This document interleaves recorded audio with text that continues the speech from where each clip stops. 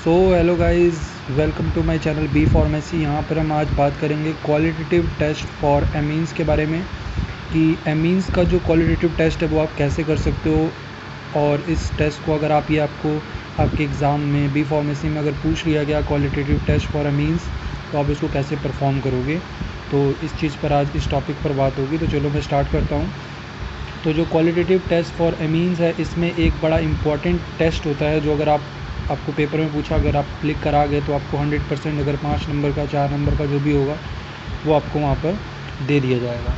तो उस टेस्ट को हम बोलते हैं, मैं यहाँ पर लिखना स्टार्ट करता हूँ, उसको हिंसबर्ग टेस्ट बोला जाता है।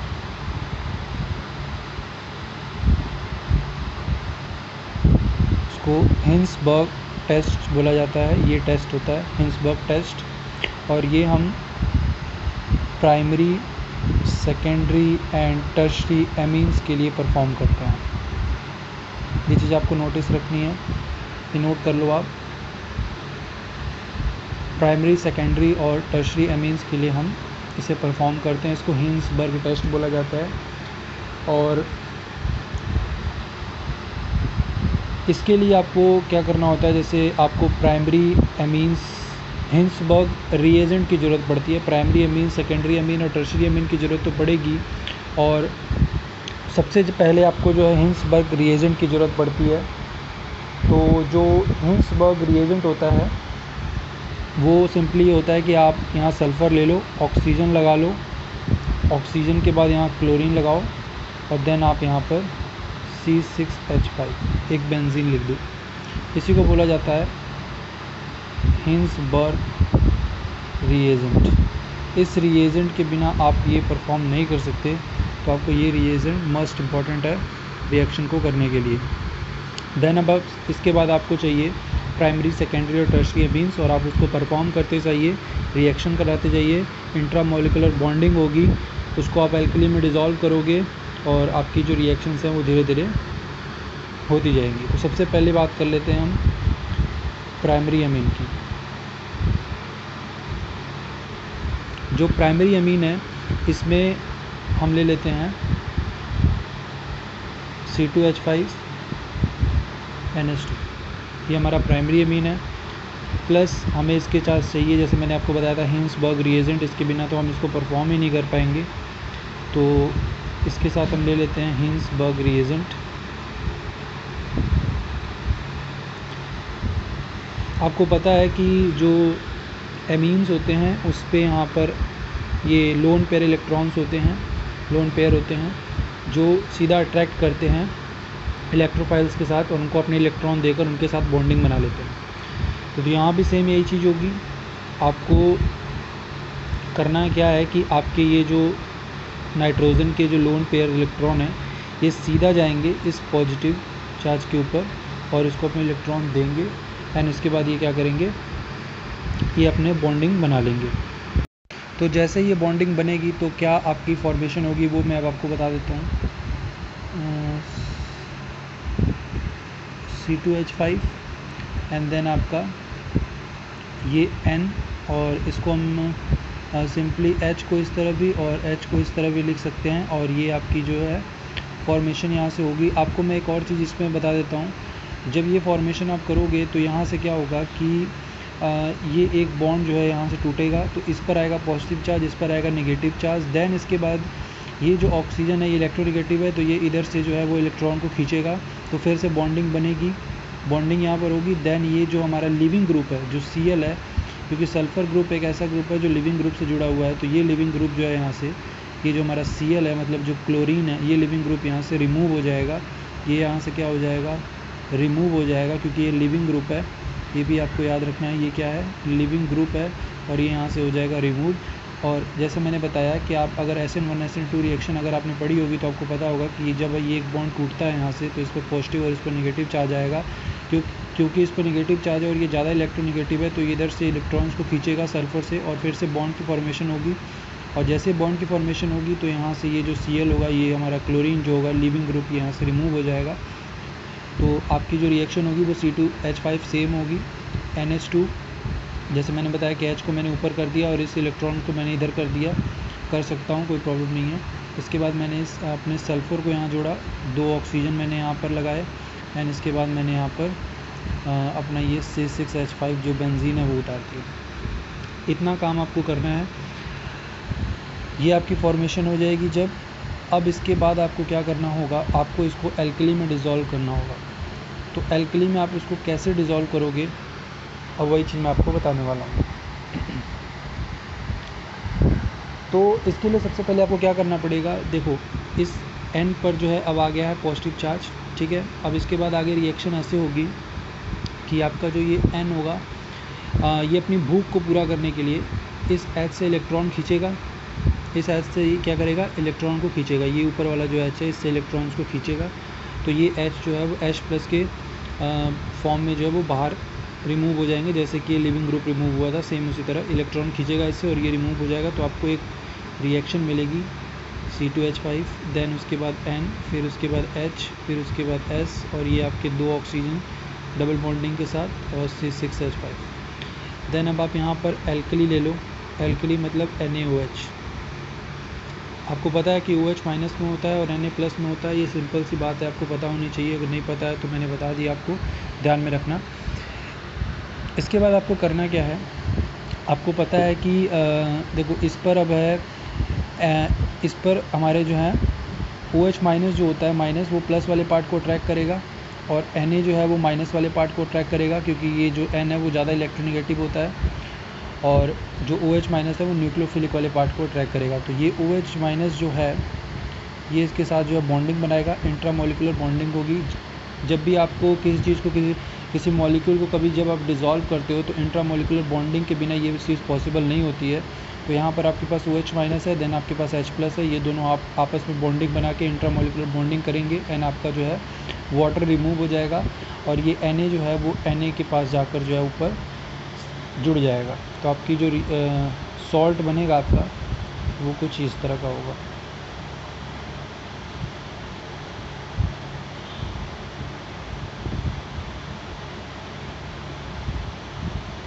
ये आपका जो है सॉल्ट जो है वो बन जाएगा C2H5 Na और S के साथ आपके डबल बॉन्ड 2 ऑक्सीजन लग जाएंगे C6H5। तो ये आपका जो सॉल्ट है वो बन गया, सॉल्युबल सॉल्ट जिसको बोलते हैं आप। तो बस ये आपका प्राइमरी काम जो है अब फिनिश हो चुका है। देन अब हम बात कर लेते हैं सेकेंडरी की। सेकेंडरी अमीन्स को आप कैसे जो है वो परफॉर्म करोगे। तो सेकेंडरी अमीन के लिए हम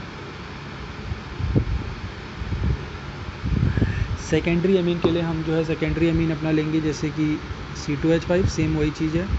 देन इसके बाद हमारे पास होगा NH, ठीक है। देन इसके बाद हमारे पास होगा C2H5 प्लस हिंसबर्ग रिएजेंट, जैसे कि हर बार की तरह इम्पॉर्टेंट है, आपको लेना ही पड़ेगा। तो हिंसबर्ग रिएजेंट हम ले लेते हैं C6H5 S double bond O। आप इस चीज़ को याद कर लो अपने दिमाग में बिल्कुल अच्छी तरीके से कि हिंसबर्ग रिएजेंट क्या होता है, क्योंकि कई बार आप भूल जाते हो। तो इस चीज़ को आपको याद रखना है कि हिंसबर्ग रिएजेंट है और ये हमारा सेकेंडरी एमाइन है। अब हम आगे रिएक्शन परफॉर्म करेंगे। तो यहाँ पर सेम रिएक्शन हमारी होने वाली है, बस थोड़े बहुत चेंजेस होंगे कि जैसे वहाँ पर 2 हाइड्रोजन थे, यहाँ पर 1 हाइड्रोजन है, तो थोड़े बहुत ही चेंजेस होंगे, कुछ माइनर नहीं है।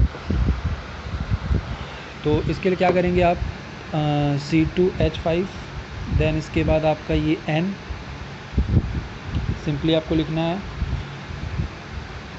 और ये N जो है वो सिंपली आपका क्या करेगा, इसके साथ बॉन्डिंग बनाएगा, जैसे मैंने आपको बताया, क्योंकि इसके ऊपर 2 इलेक्ट्रॉन्स हैं, 2 लोन पेयर्स हैं, तो ये इसके साथ इसके साथ बॉन्डिंग करेगा अपने इलेक्ट्रॉन को उसके पास भेजकर।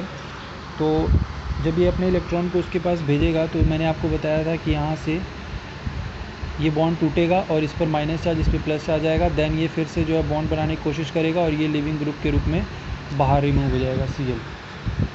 तो C2H5 और N आपको मिल जाएगा, देन आपको मिल जाएगा H, ठीक है। उसके बाद आपको नीचे मिल जाएगा C2H5। सेम मैंने रिएक्शन उठाई है, देखो C2H5 मैंने उतारा है, बस पोजीशन मैंने चेंज की है, बाकी H जो है मैंने उसको एक बॉन्ड लगा के उतार दिया है, उतार सकता हूँ, ठीक है। इसके बाद आपको पता है कि इस पर पॉजिटिव चार्ज है, तो उसके बाद आपको जो है अपना बाकी की रिएक्शन को सेम उसी तरह उतार देना है, कोई चेंजेस नहीं करने। मैंने जैसे बताया कि N जो है अब इस H के इलेक्ट्रॉन्स को अपनी ओर खींचेगा और इसको H+ के फॉर्म में बाहर रिमूव कर देगा। तो अगली रिएक्शन जो आपको मिलेगी वो मिलेगी C2H5, देन उसके बाद N और फिर C2H5, देन उसके बाद S डबल बॉन्ड O और उसके बाद C6H5। ये आपको रिएक्शंस मिल जाएगी। लेकिन जब हम इसको एल्कली में डिज़ोल्व करेंगे, मतलब NaOH में जब इसको हम डिज़ोल्व करेंगे तो ये डिज़ोल्व नहीं होगा। क्यों नहीं होगा, इसका रीज़न बताता हूँ। देखो आप यहाँ से ध्यान से देखो ये वाली रिएक्शंस देखो, इसमें यहाँ आपके पास H है, ठीक है, और ये H इस एल्कली के OH- मतलब जो न्यूक्लियोफिलिक वाला जो पार्ट है उसके साथ रिएक्शन बना लेगा। तो ये पॉसिबल है, लेकिन यहाँ पर ये चीज़ पॉसिबल नहीं है, क्योंकि यहाँ पर देखो C2H5 है, यहाँ पर कोई भी H नहीं है, तो ये किसी भी मतलब जो आपका अल्काइल है उसके साथ जो है ये रिएक्शन नहीं कर सकता आगे, तो फर्दर ये रिएक्शन आगे प्रोसेस नहीं होगी।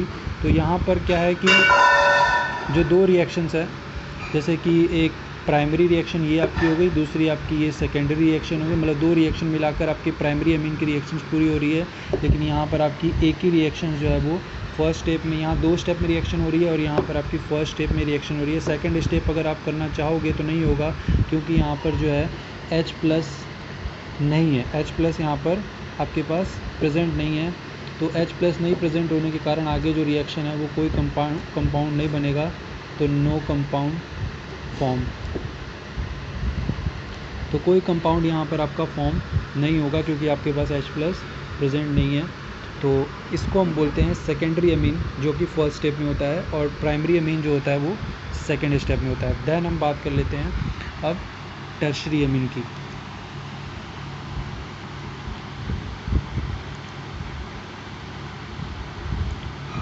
तो टर्शरी अमीन में देखो आप एकदम ही H अब गायब हो जाएगा। नॉर्मली आपने क्या करना है, C2H5 लेना है, N लेना है, C2H5 लेना है और C2H5 ले लेना है। यहाँ पर 2 lone pair electron plus C6H5, and इसके बाद आपका S सल्फ़र सेम उसी तरह, और आपका Cl। देन अब इसके बाद हम रिएक्शंस कराते हैं आगे। तो रिएक्शन आगे कराएंगे जब हम, तो ये जो है इस प्लस वाले पार्ट के पास जाएगा, अपने इलेक्ट्रॉन नाइट्रोजन सल्फ़र को देगा। नॉर्मली मैं 2 स्टेप में आपको पहले भी बता चुका हूँ, वही प्रोसेस होगी।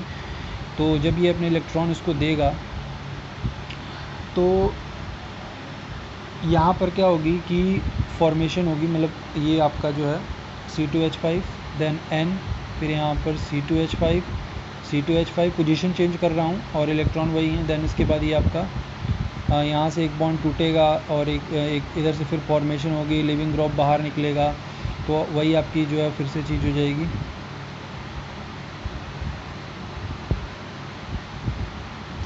तो ये चीज़ आपकी जो है वो फॉर्म हो जाएगी। लेकिन फर्दर जो है आगे जो है फिर से जो है आपकी जो रिएक्शन जो है वो नहीं हो पाएगी, क्योंकि जैसा मैंने बताया कि आपके पास H जो है यहाँ पर है ही नहीं, तो आप जो है आगे फर्दर रिएक्शन नहीं कर सकते। तो ये भी आपकी एक फर्स्ट स्टेप रिएक्शन हो गई और यहाँ पर कोई कंपाउंड आपका नहीं बनेगा। और आपका जो ये नाइट्रोजन है अगेन यहाँ से क्या करेगा, यहाँ से अपने इलेक्ट्रॉन्स को खींचेगा और फिर से ये बैक रिएक्शन चली जाएगी और ये यहाँ पर फिर से जो है बैक आ जाएगा। आगे फर्दर रिएक्शंस नहीं हो पाएंगी क्योंकि यहाँ पर इसके पास हाइड्रोजन प्रेजेंट ही नहीं है।